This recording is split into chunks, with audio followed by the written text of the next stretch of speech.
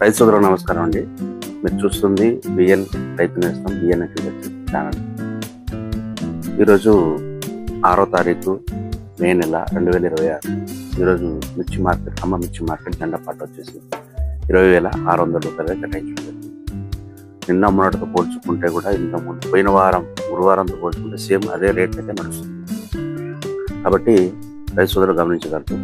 అదేవిధంగా మెయిన్ ఇంకో టాపిక్ ఏంటంటే, ఈ ఎండ వేడి మీద తట్టుకోలేక మరి హమాలి కూలీలు కూడా మరి సెలవు కోరడం జరిగింది.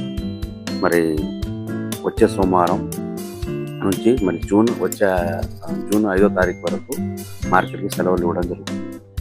గమనించగలరు. అదే కొనుగోలు విషయానికి వస్తే మాత్రం ఈరోజు అంత మీడియం క్వాలిటీలు మరి లాస్ట్ కటింగ్ కాబట్టి చిన్న చిన్న పిక్కలు ఉన్నాయి కాబట్టి రేట్ వచ్చేసి 17,000.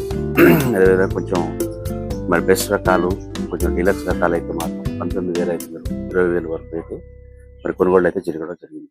అదేవిధంగా రేటు పెరుగుతుందా లేదా అనే విషయానికి వస్తే ఖచ్చితంగా ఈ మరి నెక్స్ట్ సోమవారం అంటే ఈ శనివారం వరకే కాబట్టి 4 రోజులు కాబట్టి ఇదే 20,600 మహా అంటే పెరిగితే 100-200 పెరగవచ్చు.